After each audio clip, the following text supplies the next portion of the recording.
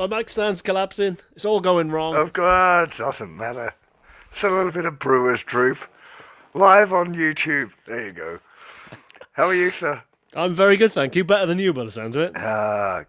So, welcome YouTube. This is the legend that is Chris Boss, one of the finest blues guitar players around, and an incredibly fine fellow as well.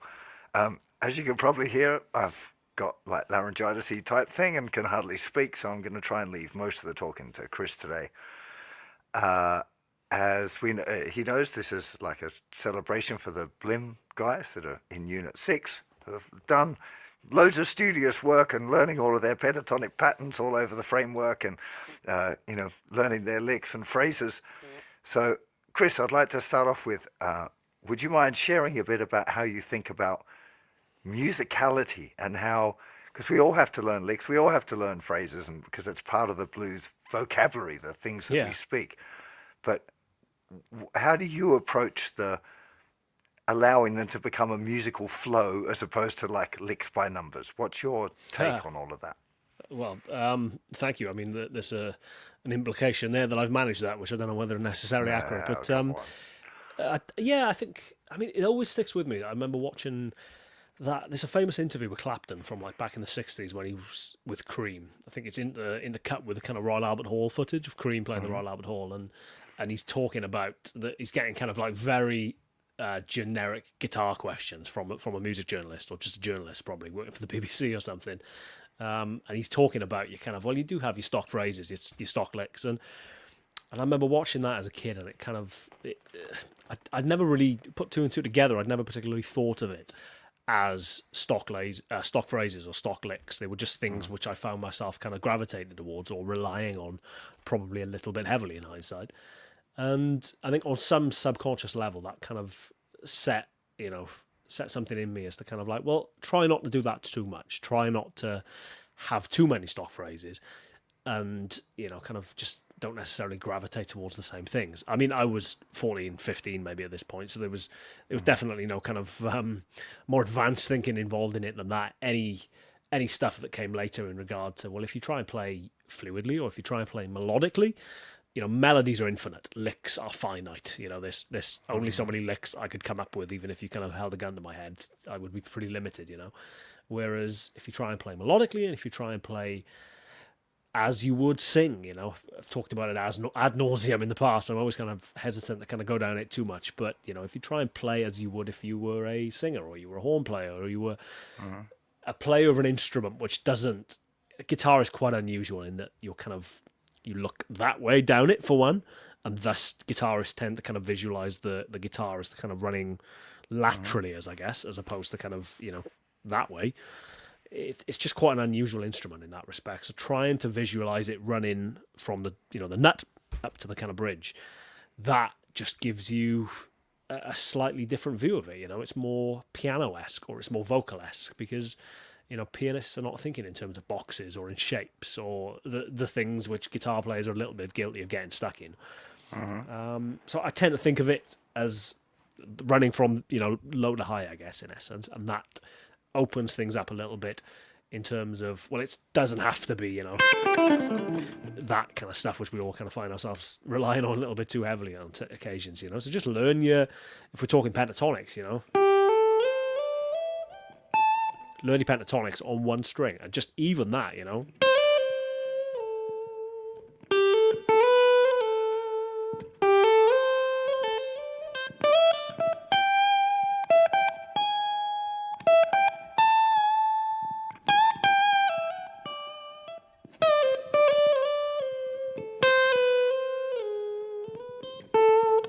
deviated slightly from the pentatonic there, but just there's so much fluidity and so much kind of interesting musical stuff you can just say on one string, and that for me is more interesting.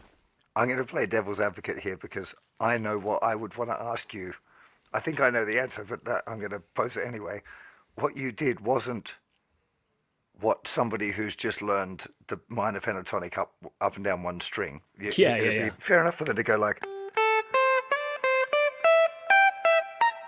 or whatever, it's like what you were doing was way more musical.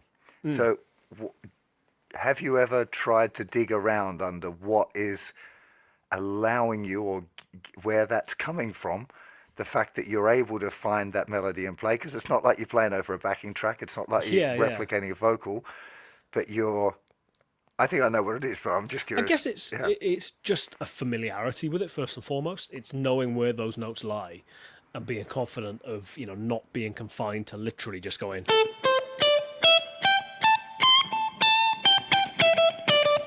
and running up and down it in sequence. It's being able to go.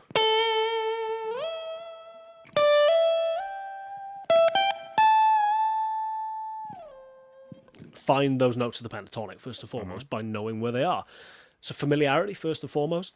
I mean, there's a lot more stuff which I guess is going into that then to try and make it sound a little bit less rigid and a little bit less stiff. That's all of the inflection, that kind of vocal inflection stuff, which I've spoken about in the past, whether it's the or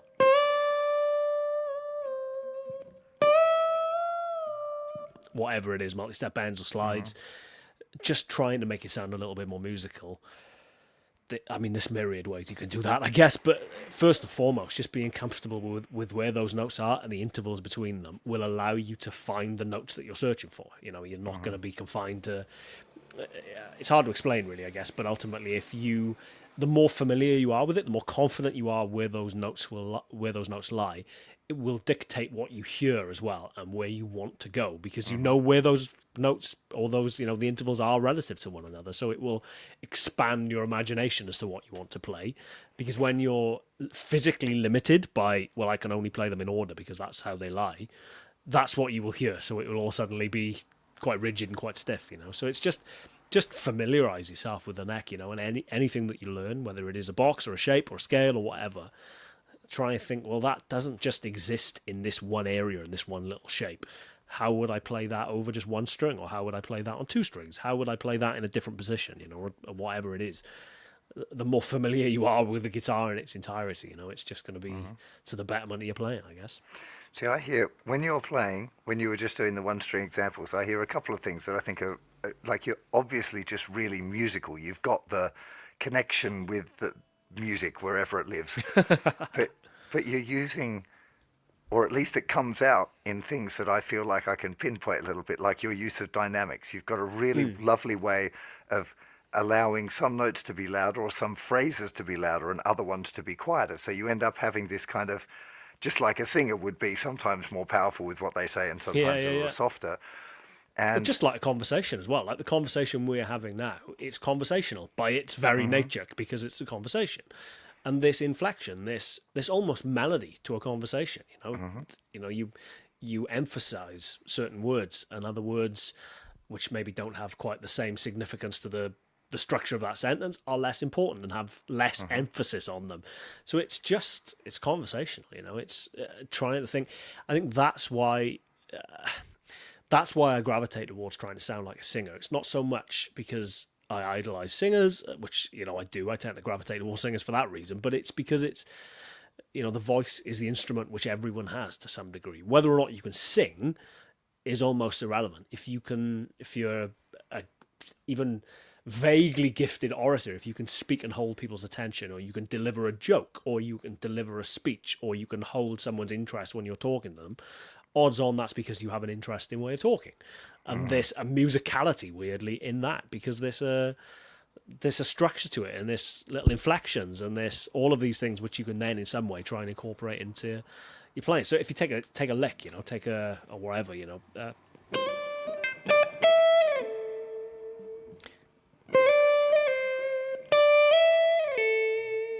so there I'm putting the emphasis on the latter part of that. The first part, quite quiet, quite dynamically soft.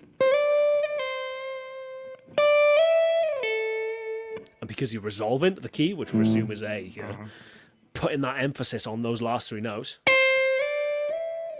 4 notes there, because you're resolving on it, so it makes sense to, rather than go, which also works, but I was going to say, it sounds really nice too. But it's just, I think if you play with dynamics, it just makes everything more interesting. You can play whatever it is, really. You don't have to necessarily be landing on the right notes necessarily at the right time, because if you're playing dynamically and you're playing in a way which is interesting in that respect, it makes it inherently more enjoyable to listen to. Did you ever consciously think about phrasing? Because along with dynamics, the thing I hear with you that's the strongest, that I think seems to carry through whatever you're playing, is you've got a really great sense of building an idea or a motive and allowing space, which a lot of guitar players really struggle with. You're cool with just doing da da da da Yeah. da da. I don't know. There's like yeah, like the conversation. There are little phrases or words, and you're not afraid of having a little gap there if it suits the music. So Yeah. is phrasing something you've thought about, or it's just something you've developed by listening to loads of singers, or what? Has there been an approach? I think this, inevitably, that is an evolution. I look back every night, for whatever reason at the moment, I'm getting emails all the time off Facebook saying, we've changed our policy and live videos you've done in the past will now be deleted, basically. They're kind of like, we're not going to store them on our system anymore. So out of interest, the other day, I clicked on one and watched a live video I did on Facebook from like, I don't know, 2016 or something. And my playing was so busy and so just overpopulated with stuff. And it's a... First and foremost, it's a confidence thing. It's having the confidence to say less and know that that's often more interesting than just going hell for leather. But it's also an ability thing. It's just a kind of, it's a taste thing, which it develops over time, and knowing that, well, it's more tasteful sometimes just to be a little bit more subtle and be a bit more nuanced than just going hell for leather and trying to blow people's heads off at every given occasion, or melt their faces. So yes, I guess I have practiced it, and probably the best practice in that respect, as much as it's not always necessarily enjoyable, is to film yourself or record yourself when you're in the moment, and when you're, for me at least, it kind of it doubles up in the sense that, like, I routinely film Cardinal Black gigs. If however big it is, I'll invariably stick my phone on, or get like whoever it is front of the house to go and stick my phone on, front-facing camera, a couple of minutes before we go on, set it rolling, and I'll film the set. It's twofold. A, because I'm a psychopath and like to watch that footage back then when I get to the hotel and double-check that the band was having a good night. And B, it's self kind of reflection, I guess, in the sense that, well, knowing that you're watching it with a very different temperament, because you're watching it led in bed in hotel, when your adrenaline's not coursing through your veins, your heart rate's not double what it was when you were on stage. Watch how you react in that situation, and invariably for me that manifests in just busyness. I'm just playing too much, because you got adrenaline coursing through you. Well, it manifests in two ways. A, I hit the guitar like an absolute idiot. I'm so like physically aggressive with the guitar, just kind of like it manifests in hitting the strings too hard and just kind of gripping the net like a lunatic. But also it just means I play too much. So that for me is the biggest thing that I'm trying to kind of work on constantly, is I don't need to play so much, kind of watch yourself back in those situations. It's such a different situation if I'm recording for like a YouTube video or an Instagram clip or whatever, because you're not, your heart rate's not double what it should be. You're not coursing with adrenaline because you're not in front of a room full of people who want to be there and have paid to see you. So you can take your time and you can breathe and you can be a little bit more kind of considered with it. Whereas the moment you get on stage in a live context, all that just flies out the window. So that's a constant evolution, and that's phrasing, I guess, ultimately, and being confident to say less, or to say more by saying less sometimes, which I appreciate is an extreme cliche, but it's true, at least for me, that if you have the confidence to just let things breathe, let notes ring, kind of vibrato as well. That's such a bugbear of mine. Like for myself as well, I know that vibrato is not a one-size-fits-all thing. You don't have to apply vibrato to every note because you've run out of ideas. You don't have to land on a note and go and just start wobbling away because you don't know what else to do. That, feathering it in towards the end of the note, or even just literally letting it ring without any vibrato, is so much more effective than just going, all the time, so just little stuff like that. But again, I know that in my heart of hearts, I know that very much so, and I preach that all the time. Do I do that constantly in a live context? no, because it's just, yeah, it's hard. When you watch yourself back, do you find it easy to be objective of yourself? So when I watch myself back, I often think if Richard or one of my friends would watch me back, what would they say? Yeah. I'd be like, would they say I'm playing too much? I didn't stick to the melody enough, or I didn't start there, or you know what I mean? Like I try and Yeah.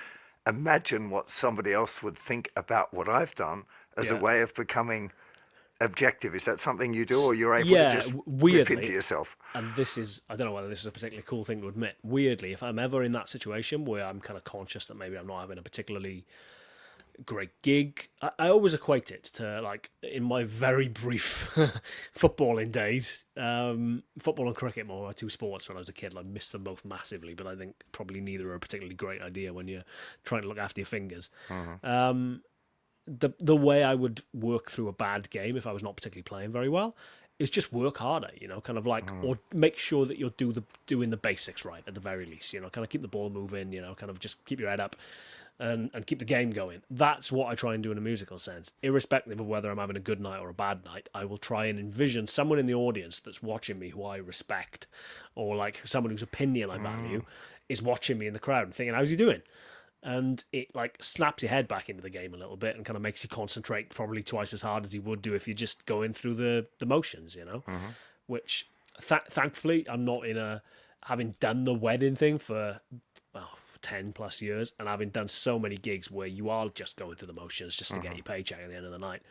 Thankfully, pretty much every gig I ever do now is a gig that I absolutely want to be at, because it's on tour. It's playing our own headline show, or we're on tour with Miles Kennedy, or we're on tour with Peter Frampton, or we're on tour with whoever, So I always want to be there. Consequently, you're never going through the motions. But if you find yourself doubting yourself, I kind of picture someone in the crowd who's watching, who's a hero of mine, and kind of thinking, how would they respond to what I'm doing in this situation? Do you find that the pressure is different doing your own thing to doing the wedding band thing? Because those kind of wedding band things are very throwaway. But I imagine that when you're doing your thing, and it's, well, not your thing, the Cardinal Black, your group, Yeah. that there's a little bit more on the line kind of thing. Oh, yeah, absolutely. I kind of, part of me misses the wedding thing, not only for the money, but also the just that throwaway nature of it as well. It's like free, well, it's not free, it's paid practice. Nobody really cares what you're doing as long as you're playing Sex on Fire, or as long as you're playing Dakota or Locked Out of Heaven. But within that is such a freedom then to kind of just rehearse almost and try stuff. And if it doesn't come off, whatever, one person in the crowd may be noticed. The rest of them are drunk. Uncle Dave's bollock naked on the table with his tie around his head anyway, dancing to AC/DC. It doesn't matter. It's like, just... Were you at my wedding? Yeah, exactly. Yeah. I knew that memory came up somewhere. But it is throwaway. And in that is a freedom. Just practice almost and just try stuff which ordinarily I wouldn't necessarily have the confidence to do at a Cardinal Black gig. The other thing, which is a bit of a kind of a bugbear of mine, which I'm constantly trying to get my head around, is that knowing that it's just the way the world works these days, is everything is, pretty much everything at a gig is filmed to some extent, and it will end up on Instagram, or it will end up on YouTube in perpetuity. And if you're trying something because you're feeling like, well, I'm having a good night, I'm going to be a little bit more adventurous, if you don't quite land it, and someone has uploaded a 30-second clip of you just looking like a dickhead because you played the wrong notes without any context as to kind of like, well, he nailed the rest of the song, or he was having a particularly adventurous night and he thought he'd try something interesting and he's totally missed the mark. Suddenly devoid of context and devoid of any kind of reference to the rest of the show, you just look like a muppet. So that is always in the back of my mind. Oh, yeah. Has that ever happened? Absolutely, it has. Yeah. Oh, yeah, totally. There's a couple of clangers. I'm not going to be in a rush to point people to them on YouTube, but there's a couple of decidedly bad moments where not bad moments. I very rarely make mistakes in the sense that I will just play the wrong note. It'll often be not necessarily the note that I was going for. I maybe heard or envisioned playing something different, and I've overshot or I've undershot, and I've just kind of landed on a different note. It won't very often sound objectionably bad, but it just won't be the note that I've kind of, been shooting for I on that definitely occasion. just on a personal level, you should definitely not give a hoot about that stuff. Man. Like you've got enough reputation there that you could have the stormiest, crappiest gig of all time, and your reputation's not going to get tarnished at all. But it So just, I wouldn't. I guess that's the social media, the kind of, the double-edged sword of that is, as much as that's been incredibly influential in me getting as far as I have and giving me a career playing music. The flip side of that sword is that kind of being aware that, well, people film what you do, and that ends up on YouTube or whatever. So that takes a little bit of getting your head around. That's entirely like a personal problem of mine. I'm not going to begrudge people filming gigs or kind of wanting to post stuff of us on social media, because it's one of the way the word spreads, about the band. So it's entirely a little kind of issue of mine that I have to get my head around. But that's something which is constantly in the back of my mind when I'm playing, is to kind of like, well, maybe play it safe. Do the solo that you're comfortable with. Don't be overly adventurous. Don't go for something where you might not land it, because if you don't, then kind of whatever. The dire consequences. The consequences are not dire, but I've seen Jeff Beck play, I don't know, 20 times, and there were, I'd say at least once a gig that I've seen him play, he's gone somewhere that's not worked out. Like he's tried some idea and he's going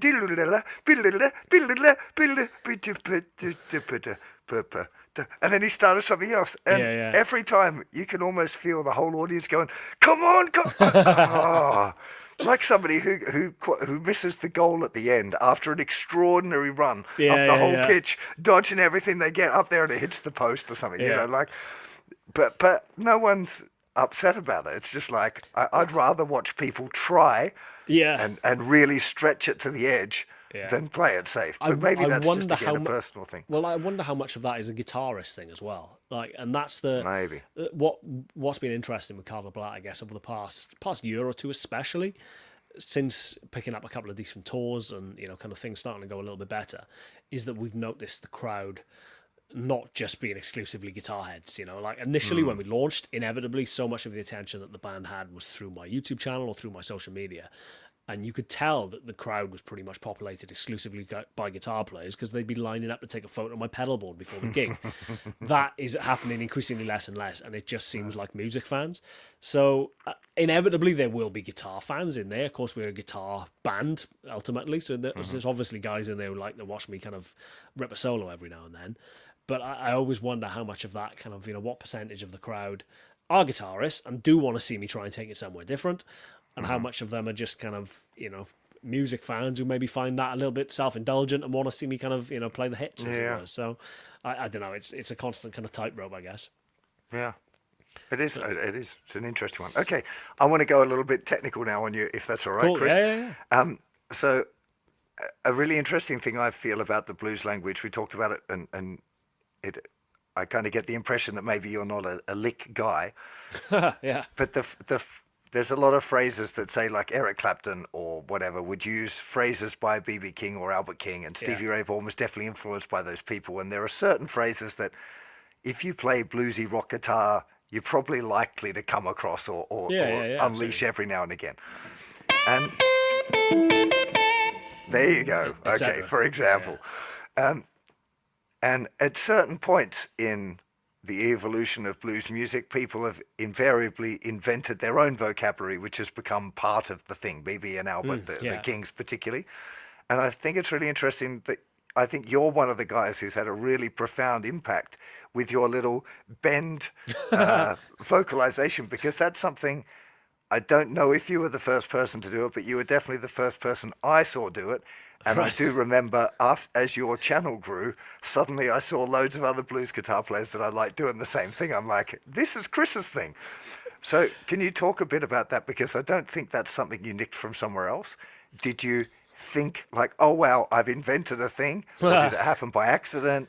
Have you consciously tried to capitalize on that being part of your thing? Because you must be aware of it, right? Yeah, I mean, first of all, I certainly haven't invented anything. I've never had an original thought in my life. It's not true. But it's, I guess what ultimately becomes identifiable as a player is an amalgamation of all of your influences combined. And for me, there's inevitably a lot of guitar players in there. There's the guys you just mentioned, the usual kind of suspects. Really, as a person who's come up through that kind of blues guitar kind of idiom, I guess it's Stevie Ray, it's B.B. King, it's Rory Gallagher was a big one, Clapton. Insert guitar great here. That was my kind of musical diet as a kid. I guess where I branched off a little bit from that was a lot of soul music and, absolutely obsessing over the likes of Otis Redding or Sam Cooke or, kind of like my grandfather was big into kind of like crooners. So I was being turned on like Nat King Cole and Frank Sinatra and all that kind of stuff. And vividly remember a conversation with my grandfather when I was a kid of him kind of driving me home from school and kind of playing me Frank Sinatra and saying, listen to his phrasing. And this was when I was playing guitar. So I was kind of vaguely aware of the idea or the concept of phrasing, but not really particularly conscious of what it was or what that actually meant. And him trying to explain the idea of phrasing, and I was like, well, surely you're just singing the words or you're not singing the words. He's like, no, it's the way he sings them. It's the kind of the gaps between, or the kind of the way he kind of ramps into certain notes or kind of falls off other notes, etc., etc., etc. And that's, I guess, something which I've tried to incorporate into my playing. And if there's anything which is distinctive or unique or identifiable in that, combine that with everything else that I've stolen over the years, you start to end up with a little bit of a kind of unique or distinctive kind of way of playing, And, so there's a couple of people in the comments saying that they're not familiar with the trick. Can you demo a little bit what I'm talking about? The yeah. I guess it's that kind of, I mean, there's two things, I guess, principally. It's that kind of whatever you would term multi-step bend, so that kind of, or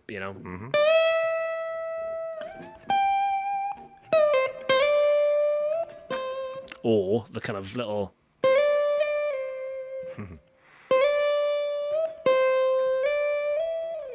whatever, I don't know.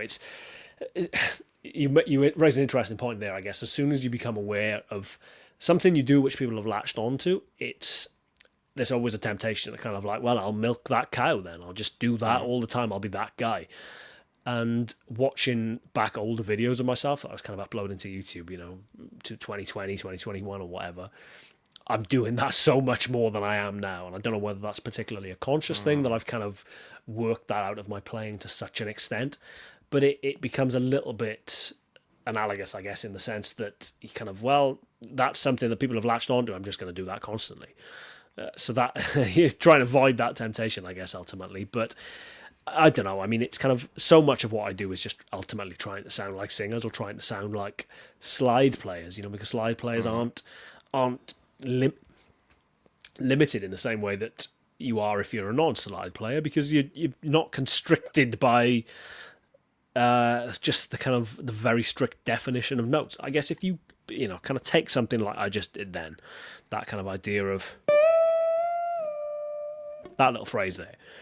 Ultimately, what I'm playing is those three notes. I'm playing E, F, D. When you play it like that,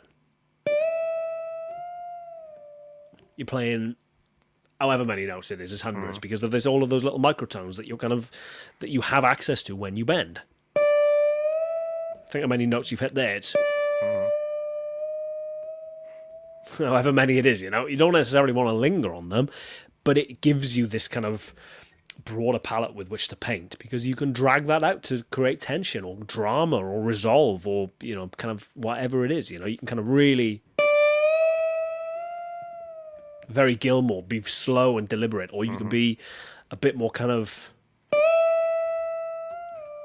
there's so many different ways you can play that, which are interesting, and which are vocal. So it's just, again, it's just a kind of, it's trying to sound like a slide player, I guess, all that kind of.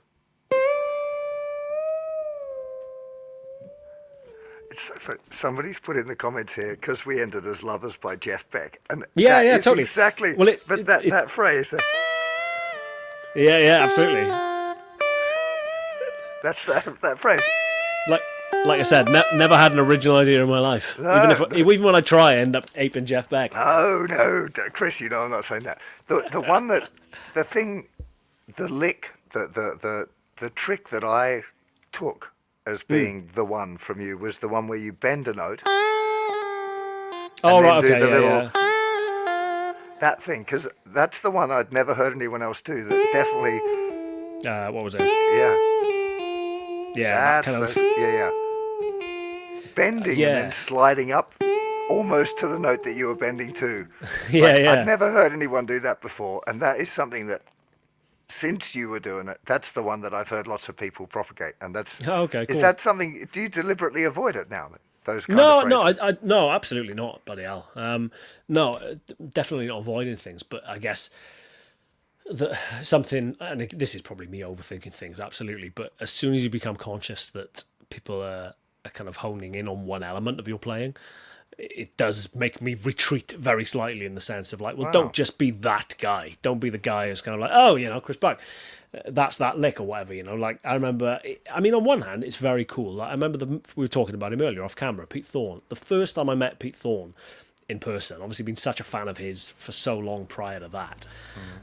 Mm. It was at Toman Gearhead University in like 2019 or something, and we met and he had a guitar in his lap. He was like, Chris Buck. And I was like, oh, right, okay, cool, that's nice. He was like, Yeah. that's your thing, that's your lick. Or the Chris Buck thing, however he turned it. And I was like, well, Yeah. kind of like, firstly, that's a compliment that someone of his caliber and his kind of musical heritage has clearly identified something in my playing as being kind of like distinctive. There's some devil on my shoulder going, well, don't just have that in your arsenal. Don't be the guy Oh just man. forever associated with that, So that it's I, probably me I think overthinking it. I think it's one of those things that it's not, I don't think it's something that anyone would accuse you of being like that guy. I think it's just like a character. For me, it's some interesting quirk that I suspect that you've got from a singer, maybe Sam Cooke or someone like that, Yeah, that you're yeah, trying to absolutely. replicate. And it's just part of your character. So that's why I'd be kind of disappointed if you were avoiding it, because if you're taking a solo anywhere, it's the kind of thing where it would be identifiable as you if that phrase happened, because even Yeah, though other people copy it, you've got your own character within the way you do it. And yeah. I every guess. I love hearing a record and going, that's Steve Vai, or that's Joe Satriano, that's definitely Eric Johnson, or whatever. Yeah. There's, Oh, I mean, being identifiable is the ultimate yeah, aim in there. I think that's good. And, Yeah, it's very sweet that I get that a lot. Kind of on YouTube comments or Instagram comments or whatever. People going, "Oh, I can tell it's you from one or two notes." yeah, And absolutely. that's incredible. That's to the idea or the notion that you're distinctive in a sea of incredibly talented musicians on social media these days. Is a very nice idea. I guess it's that's my concern with stuff like that. I guess is that don't just be I was going to say one trick pony, I guess, but that's maybe a little bit harsh. The worry I constantly have, which is again a personal kind of moan of mine, is that I just don't have anywhere near the amount of time to practice guitar as I would like, as much time as I would like to practice guitar. Because ironically, being a professional musician in the 21st century actually involves very little in the way Isn't of it playing weird? guitar. Isn't It's it strange, weird? isn't it? Yeah. We were having funnily enough, I was at a recording session earlier. We were talking about it and chatting with some of the guys at the session just about. And this is all very boring, very business, but talking about Cardinal Black and how we run the band as a business and all the stuff that goes into that, whether it's design, whether it's content creation, whether it's booking our own shows, whether it's tour routing, whether it's logistics, whether it's tour management, whatever, all of the myriad things that we do. And it hit me over the head like a bat recently, the realization that I found myself moaning. It was in the run-up to releasing the album that just came out a couple of weeks ago, and we had a particularly hectic time of it. It was just getting all the stuff ready for that album release. So it was design, it was marketing strategies, boring stuff, but I was just working 15, 16-hour days for about a month straight, just relentlessly. And in the middle of all that, we had an acoustic show. We did like an evening with type vibe gig that sold out really quickly, so we put an afternoon on with as well. So it's 2 gigs in one day. And we were getting ever closer to this gig, and it's obviously not something that we do particularly. We play full band everywhere we go, so we needed a couple of rehearsals for it. And it hit me like a ton of bricks that I found myself going, we got rehearsal today. I've got so much to do. I got to design this stuff, or I got to like whatever. And I was like, hang on, I'm now moaning about or like stressing about the fact that like rehearsal for a gig is an inconvenience because it's getting in the way of the admin side of being in a band. which, you know, I'm not moaning. I chose this path, and I'm incredibly lucky to do what I do as a living. But it is often the reality is kind of you're juggling all of these or spinning all of these different plates. That the thing which suffers the most is actually what you go into this for, which is your love of the instrument. So I'm constantly aware of like, well, I don't have anywhere near amount of time that I would like to be better at guitar or just sit down and play guitar for the love of playing guitar. If I'm sitting down with a guitar, odds on it's because it's functional. It's because I need to record a video or I need to write a song or I need to do this or whatever. The stuff which made you fall in love with the guitar, which is just picking it up and just exploring it as a fun instrument to explore, get increasingly less time to do that. And as consequently, increasingly less time to just actually improve at guitar. At which point I'm kind of going, well, don't just be the guy with that one trick, you know, which is kind of like, well, you know, you're just constantly falling back on that because you're not had any bloody time to put into learning to play the thing better. So, but yeah, moan. Get a I know what you job, mean. innit? That's all right. I'll let you off. Other technical thing I want to chat about, as well as your pet lick, is the way that the amount of tone that you can generate through using your thumb and hiding your pick. So it's rare for me to see somebody who's so fluent at moving between those different options. It's about the only dexterous thing I can do in my life because I'm the clumsiest man in the world. Genuinely, my wife would attest to that. That, you know, if there's one tiny thing in the middle of an empty room, I'll go fall over that thing. I am quite an inherently clumsy person. It's the sleight of hand thing, I guess, just to kind of quickly demonstrate what we're talking about here. I do a lot of playing with my fingers. If you can see that, let me try and kind of get my MacGyver mic stand out of the way. I'm going to jump out. So we got drinkers droop.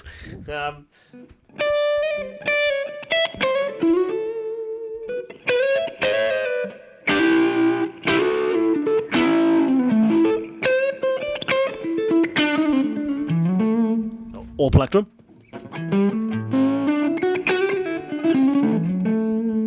Move over the fingers.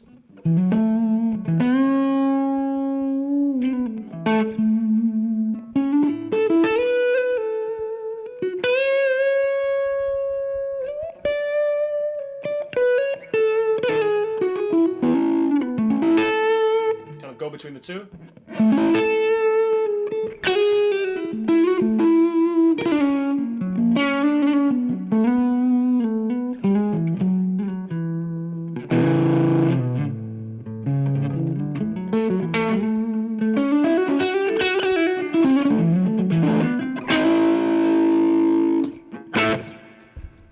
Etc. etc.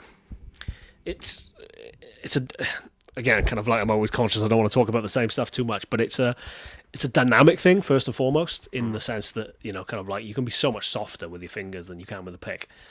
Pick is a bit of plastic, and consequently is always going to sound like a bit of plastic. Your fingers, you've got your nail, which are, you know, kind of quite sharp or quite solid material, or you've got the end of your fingers, which are fleshy and soft, you know, so you can kind of get that dynamic and textural kind of variation. And then it's just a case of figuring out the practicality of like, well, where do I put the pick? And for me, it made sense to kind of tuck it in that kind of crevice, whatever you want to call it, of my index finger, for a few reasons. A, that nail is crap, so that just snaps like a wet Kit Kat. But on a practical level, that little action there of kind of like tucking it up and kind of pulling it out is very fluid and very kind of easy for me, you know. So it beats trying to stick it in your teeth or in your ass pocket, or kind of there's a couple of guys I've noticed who kind of stick it in between their fingers like that. That's practical, probably slightly less practical from my perspective, but whatever works, you know. There's no right or wrong with this stuff, far from it. Is there any rhyme or reason between choosing one or the other, or it's just the moment and the sound that you imagine, and it's not something you ever consciously think about, I suspect? One thing funny talking about earlier in terms of like trying to slow myself down sometimes, if I'm conscious that the adrenaline's getting the better of me, something I will do is play with my fingers more, because I can't play as fast with my fingers, or I can't play quite as intently or as intensely with my fingers as I can with the pick. So, you know, I try and kind of regulate myself in that respect and kind of try and, well, ditch the pick for this, tack that away, try and exclusively play this with your fingers. But in regard to rhyme or reason going between the two, it's a kind of the stuff I just spoke about then, I guess. If it's an accuracy thing, if it's a speed thing, if it's a percussive thing sometimes, and you want that kind of thump and attack that you get with a pick, use the pick. You're not going to get that with your fingers. But if you want the expression, if you want the nuance or the kind of subtlety of being a bit more kind of dynamic maybe, then it's a finger thing, and I guess there is a thought process that goes into when it's one or the other, but I've been doing it so long at this point that trying to kind of reverse engineer that or try and kind of figure that out in the moment as to kind of like, well, why did you go to fingers at that point? I'm like, I don't know, you might as well ask the cat. It's just... It's not something, when you said you listen back to your gigs and stuff, it's nothing, that's not the kind of thing that you notice if you're like, or maybe I should have stayed with the pick there because it cuts through with the band at that point or something, that kind of, or that's not the... kind of, I guess it's, is that my headphones? Can you hear me all right? Yeah. Cool, I lost you totally then. It's, I mean, there's such a variation that you can get with your fingers that I don't particularly stress out about, kind of like, well, it could have been brighter there, or it could have been more aggressive, or it could have been... The thing I will definitely notice is when I could have been more subtle.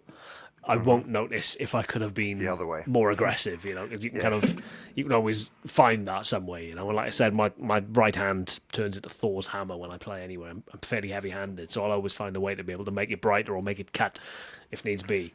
But do you adjust your tone control when you go to fingers? Not well. I mean, brighter? Because it's pretty. It's your volume that's massively worn, not the. Yeah, I mean, not. Yes, I do. Again, all this kind of stuff is so innate at this point that I kind of have to watch back live footage of myself to try and figure this out sometimes. I do adjust the tone control, but obviously clearly nowhere near as much as my volume control. What I quite like about the way this guitar interacts is that it gets darker when you roll the volume back off anyway, so you get that slight tone roll off. I'm not a fan of like treble bleed circuits for that very reason. I don't want the guitar to stay as bright when you roll the volume off, because then it just sounds thin to me. And sometimes I will get a slightly thicker or darker sound just by rolling the volume off a touch, and you lose that, somewhere up in the upper K range, whatever it is, So would it be that you have the volume fully up for the fingers and then drop it back a little bit for the pick so that you end up with a more consistent tone? Sometimes, yeah, and just like pickup selector gets a hell of a lot of use as well, kind of like it's... Maybe you counteract some of that darkness or kind of more woolly tone that you get with your fingers by going to the bridge pickup or the middle position. The middle position on this guitar is particularly bright, which is one of the things I love about it. It's, kind of finding that sweet spot middle position where you got that perfect balance of the both is, one of my favourite things about guitars with two pickups. It's the middle position, kind of making sure that they're beautifully balanced. So maybe it's a kind of, when you're playing with your pick, you can get away with the neck pickup a little bit more, but then when you want to brighten it up a little bit, maybe it's the middle position on the bridge. So it's so much of a kind of... Every sound you get out of the guitar is a combination of all of the above. It's your left hand, it's your right hand, it's where you're playing. I mean, bloody hell, look at, kind of like if you play closer to the neck. Play something like that, up close to the neck. Sounds dark. Play it down close to the bridge. Sounds so much more bright and aggressive, and just, again, there's all the shades of grey in between,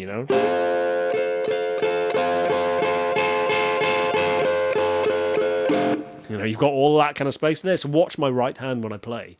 It's not just whether it's pick or fingers, it's where I'm playing physically. Kind of like you can kind of really dig in and...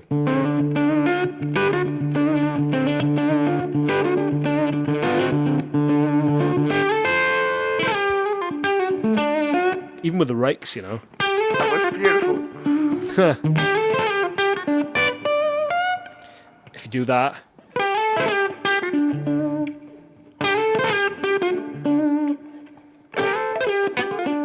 Sounds so different everywhere you do it.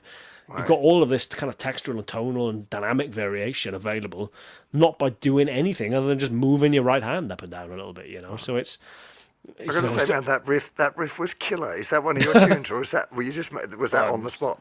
On the spot, wherever, I don't know. Okay. So yeah, watch this back later and nick that riff, and then we've co-written a song. Okay. Yeah. Can't even remember what I played now. Oh, yeah. So yeah, just be conscious of what you're doing it and where you're doing it. Yeah. Good rule of life, really, isn't it? Absolutely. Are those things? Because what I notice is that you sometimes play like a slide guitar player plays, with your thumb muting all of the strings, and then you're muting there, and you're using your first finger. Lots of the slide guys, your Derek Truxer, you kind of people play like that. And I know that you're also into the vocal emulation thing and emulating slide, and I don't mean that in a derivative way, but just as part of the thing. Yeah. So was that something that came from watching Derek Truxer go, no, if I play on one string, I can do it like that, or it just happened? Absolutely.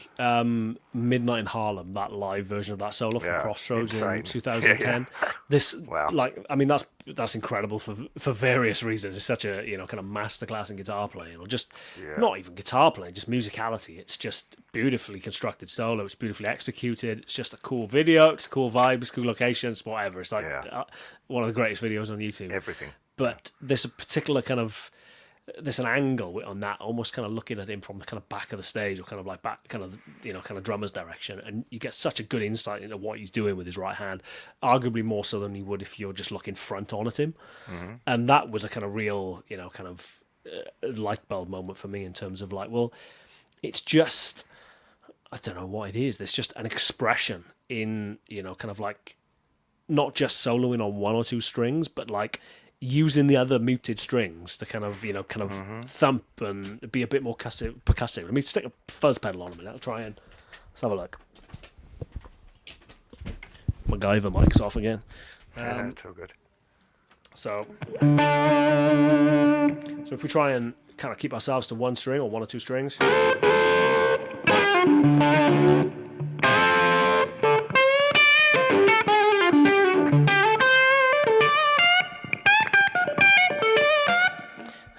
It's hard. It's something that's hard to kind of emulate when you're, or kind of do when you're not in the context of actually playing. I get it. Kind of with a full band and you're going for it and everything. But like, it's I don't know what it is. There's like an expressiveness about it, I guess, which you kind of, if you're muting things and you're kind of really digging in with your other fingers, there's kind of, it's just, that's the only way. You actually did it at the beginning when you were playing the single string thing as a demonstration at the beginning. You did it exactly with it. I'm going to watch it back, but I think you had that.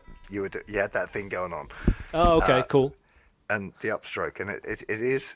There's a certain thump and a certain style to it that you don't get other ways. Which is one of the things I love about your playing is that the diverse range of. It's not just about the tone, the brightness or whatever, the calculatable bit. There's something else about the feeling that you get. Like you keep talking about how hard you hit. So there's definitely a sound that you get when you thwack the shit out of the guitar. That you don't get if you play it softly. Like it's different. It's not better or worse, it's just different. So and that's it's just giving yourself a broader kind of palette of colours to paint with. It's finding interesting ways to express yourself, or trying to find ways to convey the emotion that you're trying to convey when you're playing a solo, when you're playing whatever it is, a rhythm part. I mean, kind of take a rhythm part like one of our tracks called Tell Me How It Feels. The rhythm part is. So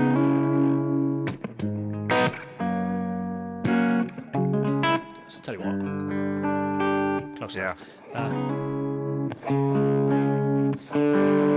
It's in tune when I bought it. So the kind of rhythm thing is C minor, C sharp minor, G sharp minor, F sharp major. And you could play that.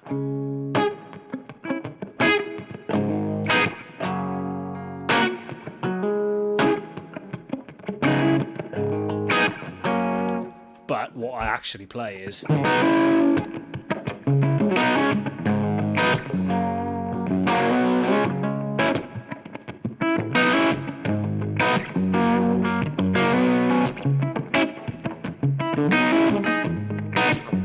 All the kind of picks and slaps and thumps and kind of whatever else is happening there to give it a bit of character, I guess, ultimately. Absolutely. I love the fact that there's all of this stuff going on that I can't see, because the way you hold your hand, like I can see your thumb, but I can't see these fingers. I can hear the ghost notes and I can hear these little percussive. I'm like, what's going on? I need a magnifying glass in there.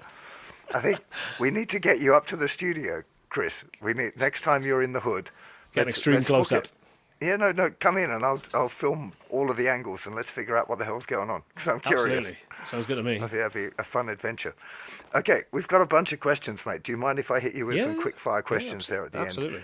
end? There's a few, so let's see if we can rip through them. First one, this is a good one. When are we getting a signature Yamaha, Chris? Couldn't possibly say. Couldn't possibly say. No, I couldn't possibly say. That's probably the question I get. That and what time are you finishing? Is probably the question that I get most frequently. I couldn't possibly say, but hopefully you won't have to wait much longer. Okay. What string gauge brand does Chris use? And this is an interesting one because you were just, again, talking about hitting it heavy. I literally last week filmed a video where I tried 8s, 9s, 10s, 11s, and 12s, one after the other, playing exactly the same thing. And it was really, really interesting. So where have you ended up? 18s. No, I'm playing 10.5 gauge strings, and that sounds like a very pretentious gauge of strings to be using. The reason being that, like touring, I could quite comfortably get away with 11s. You know, kind of night after night, you build your calluses up, you kind of full adrenaline, you're hitting the guitar hard or whatever. That's not necessarily practical at home for like filming or just general, you know, not that I get much chance to play guitar at home as we've discussed, but you know, on the very rare occasions where I do, you don't want to be ripping your fingers to shreds. So it feels like the best of both worlds in that respect, in regard to, well, 10s at home, 11s out on the road, 10.5 is that kind of happy middle ground. So they're early ball mega slinkies. And just I've been with Ernie Ball for quite a while now. They're great. They kind of never hesitate to get me the strings that I need, and it's such a rare occurrence that I snap one. I tend to just change, at least on the guitars that I use on really current frequent rotation on tour, I tend to change my strings in between every show, just to kind of try and mitigate the chances of snapping one. On the rare occasions where I do try and get away with a pack of strings for 2 gigs, you'll inevitably snap one about midway through the set. So because I sweat pure acid. But that's interesting that I did find that I like the feeling of lighter strings more than I thought I would, because I've been a tennis player for 40 years or something. Yeah. And when I went really light, I'm like, oh, these actually feel they're really easy and you can bend easy. Yeah. But then if you tried to give it a bit too much welly, it went out of tune. It felt bad. Yeah. And so it's that play off between being able to give it a bit of welly with the thicker string, but you have to work harder to get your notes or keeping it Yeah. It's kind of interesting. You know, kind of spoke about it earlier. I'm such a physical player when I play. You know, it's quite a tactile, quite a physical thing, and you know, maybe that's a flaw in my playing style. You know, arguably yes, but like I don't know. That's just the way I've learned to play guitar. I enjoy playing guitar like that. And part of that is giving it a bit of welly, hitting it a little bit harder than maybe is entirely necessary on occasion. But then, you know, if you do that with light strings, you're going to knock them out of tune. You're going to have that kind of horrible wobble or warble into tune while the string kind of chills out after you've hit it. So it just, you know, this feels like a kind of happy middle ground, you know. So nice. Okay, nice question now from, I don't know how to pronounce that. I'm sorry. I'd like to ask Chris if he has a special reason to choose the Revstar. Good question. When did you start playing a Revstar? Because you've been playing that guitar for as long as I can remember, actually. So I think they came out in 2015. I got my first Revstar in 2016, so not long after they come out. I remember seeing one on a wall in a guitar shop in Cardiff, PMT actually, which is gone now. Obviously, figured that out the other day. I don't think there's any guitar shops in Cardiff maybe now, which is a shame, apart from maybe GM. But I remember seeing a Revstar on the wall in PMT and just kind of visually, at the very least, thinking it was quite an intriguing looking guitar. It had echoes of stuff that I'd kind of seen before. I saw it was a Yamaha. There's echoes of like the old SG 1000, 2000s back in the day, but principally it didn't strike me as a guitar which was kind of trying to ape anything else. It was like, well, okay, the two pickup thing is slightly kind of Les Paul, I guess, but like this only 2 controls, that's different to a Les Paul. It's in a different, the pickup selector's in a different place, etc., etc. I just quite liked that it wasn't overly or obviously derivative in that respect. And I think I was at a point as well where, having played Strats for like a very long time, the moment you're playing a Strat with a slightly clean, slightly kind of pushed sound and trying to play in a kind of, you know, melodic way, that was John Mayer. Or if you dig in and you're more into the kind of the breakup territory, and there's a bit of reverb and it's a bit spanky. Oh, Stevie Ray, kind of like this. There's so much baggage in that respect with the Strat that it felt like I'm kind of banging my head against the wall trying to find anything that's kind of vaguely distinctive here, because everyone has such a specific identifiable point of reference with a Strat that you were just constantly fighting that sense of familiarity with it. So one of the things that I liked about the Revstar was that, well, it's new, it's not obviously derived from anything else, so there's very little in the way of baggage, and because it had just come out, there was no one really that kind of adopted it yet. I was trying to build a profile for myself as a guitar player, so I thought, well, maybe I can be that guy, and for better or worse, I think it's probably me and Matteo Mancuso who've kind of become the Revstar guys in that respect, kind of, and have a bit of a reputation for playing them, and it's I quite like the idea that kind of you see this guitar, you see this model of guitar, and it's something which is associated with me. That's a rarity in the 21st century, because you've claimed it. Whether Yamaha wanted me to or not. No, yeah, absolutely. Okay, I've got a question from Matt, but that's maybe to do with my course thing. Toby's question: does he see himself as a blues man or a blues rock guy? Good question. I mean, we I mean, even as Carver Black, we struggle with the sense of like, well, what are we? Because, I mean, for a good example, we released that record a couple of weeks ago, and we were waiting to find out where we placed in the rock chart. Reading through the rock charts then, we're like, we're not in it. Like, oh, because they've put us in the Americana charts. We were number 3 in the Americana chart. So, like, we're like, okay, maybe we're not even a rock band. I thought we were a metal band. I thought you were a blues rock band. I thought if you were trying to kind of put like a catch-all statement on it or a catch-all genre on it, we're probably a rock band. I probably think of myself as a rock guitar player, principally. I guess there was a time when I was kind of probably quite happy to be categorized as a blues player, with all of the influences that I had. I think I probably would be hesitant to call myself a blues player now, because you're going to piss off the blues crowd who are like, you're not a blues player, you're not kind of doing the things that we expect the blues player to do, you're not playing the music that we expect to... And blues can be a bit of a strange... Like any kind of niche genre, it has... like self-imposed like boundary or border patrol who kind of are very quick to kind of leap in and go, that's not that, that's kind of you're not doing these prerequisites in order to be called this genre. So I try to stay away from any of that stuff and just go, well, I don't know, wherever I'm playing, people can quite happily assign their own genre to I was going to say, I don't think it matters for you. Like it's not going to change how you play or what you do. No, definitely no. Just doing your own thing. Okay, Andrew said, let's slow dance and hang on, that's all a bit John Mayer. Hang on. Well, somebody's saying, would you consider some of John Mayer's material a good example of the feeling and approach that you're talking about? I'm not sure where that question came in. It's half an hour ago, so I'm not sure. I can't remember what we were talking. I'm so sorry. No. I mean, John Mayer was a big influence. I went through a big John Mayer phase. I remember discovering John Mayer. I kind of did it, I guess, like the way that probably a lot of guitar players discovered John Mayer was through Where the Light Is, the live record, and then kind of worked my way back chronologically and kind of found, he's kind of like an acoustic pop guy, principally, But like I've seen interviews with John Mayer where he was kind of, from his perspective, that album and all the kind of bluesy guitar stuff was trying to shed the pop star image, which I'd kind of never been...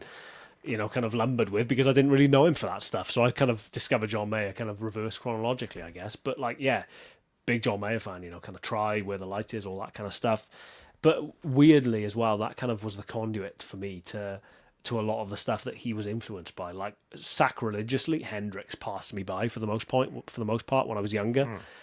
I was a huge Slash fan, kind of, and it seemed like, well, Slash, relative to Hendrix, seemed quite precise and quite kind of just stable, for want of a better word. And then you listen to a lot of like Hendrix live stuff or whatever, and it was either out of tune, or it was a bit messy, or it was a bit kind of crazy and wild. You're listening to various things going, what on earth is he doing with the guitar at that point? And it turns out he's dry humping it, or he's setting it on fire or whatever. And you're like, well, that makes sense why it sounds that way. So it sacrilegiously, I had to go back and rediscover Hendrix through John Mayer and through John Mayer's influence, from Hendrix. And I was a big Stevie Ray fan when I was younger, so I was aware of this kind of Stevie Ray influence. But like, you just, yeah, again, kind of Guns N' Roses was such a big band for me that then you kind of go, well, who were Guns N' Roses inspired by? And it was Aerosmith, it was Zeppelin, it was whoever, and you go back and discover these bands. So it's this kind of never-ending tree. So yeah, big John Mayer fan was the I think short answer. the biggest similarity that I hear between you and John Mayer is maybe less the playing thing, but The looks the thing and the oh, attraction to women thing. Yeah, no, yeah, it's a curse. no, all of those things, is that you play for the song more than for the guitar part. Because John Mayer can rip the shit out of anything, but he's just as likely to play a really beautiful three-note, very simple, very nuanced, beautiful solo with just a little bit Yeah, than and maybe never go to full-on face yeah, melter yeah, mode yeah. at all if that's Oh, what the absolutely. song wants. And I feel you do the same with Cardinal Black, is that you can melt it, but you just play the right part for the song, and the melodic element is more important than the fret wank. Oh, thank you. I mean, yeah, I think that was. We were chatting about it the other day. Actually, we've done so much press for this new record that it's just kind of jogged a couple of memories. And prior to launching Cardinal Black, we had a conversation where we were kind of like, well, what is this? Because obviously I'd been doing the YouTube thing for a while. I'd been doing social media and kind of built this following, and it was a very easy kind of route to go down to call it.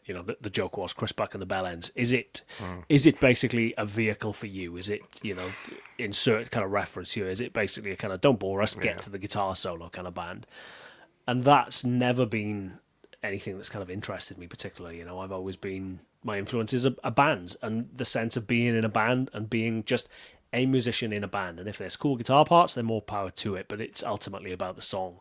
Tom is exactly the same. Tom can sing the shit out of it, but Tom's influences are Paul Simon and Carole King or James Taylor, songwriters principally. So it's trying to marry those two things, trying to kind of get better at songwriting and kind of find your voice in that respect, but also be aware that, well, people like coming to the shows because they want to see you play a bit as well. So it's the live show can take on a very different sound to the album, where the album ultimately the focus is trying to get the song across, trying to write songs that people connect with, and I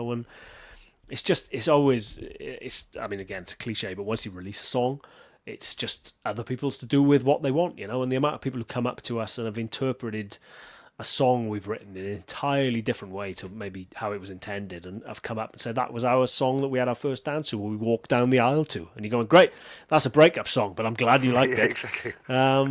So it's just that's what it's about for me, and if you find kind of cool moments to kind of shred or kind of try and melt people's faces within that, then more power to it. But it's far from the kind of raison d'etre. Amazing. Chris, thank you so much for your time today, man. It's been an absolute pleasure. Oh man, again, it's always a pleasure. We can't go too late because it's actually 5 o'clock in the morning for Fan, and I feel really guilty that she's having to try and hold her eyes open trying to deal with this stuff. Yeah, so we'll sign off for now. Big thanks to all of the Blim students for joining us for the stream, and for those out on YouTube. If you're not familiar with Blim, that's the Blues Immersion course. It's a 6-month intensive blues course thing that I run, and enrollment for the next 6 months closes in 2 days. So if you're interested, head on over to Justin Guitar and check it out and see if that might be a good fit for you. Sorry for popping a little ad in there for you, Chris. Sign up, or Justin will come and whisper into your ear with laryngitis. Yeah. Chris, you're on tour in the States from August, correct? Yeah, starts And then, August 6th in New York, finishes on August 31st in San Francisco. amazing. That's going to be a hell of a trip, like in Yeah. a good way. If we don't hate each other now, we definitely will do after a month in a minibus with one another. So For sure. yeah, but catch you us get while to- we still get on. Yeah, going cross country though, man. That's ideal. Not in So August, yeah, it's not. go and catch him if you can, and yeah, there'll be. I'm putting his dates in the newsletter and stuff as well, so go and have a look at that. And yeah, head on over. Best place for people to join your list is Cardinal Black, or have you got your own Chris Buck? Yeah, site? chrisbuckguitar.co.uk or thecardinalblack.com. Yeah, we're omnipresent. Unfortunately, you can't get away from us online. Bebo, Yeah, okay. LinkedIn, MySpace, or whatever. I don't know, whatever the kids are doing these days. Yeah, I don't know. Kids all think all of that stuff's funny now. I think they just don't want. They want to have a dumb phone. Anyway, okay, I'll sign off for you now. So thank you very much for joining us. Been an absolute pleasure, and yeah, see you all again very soon. See you all soon. Bye. stream.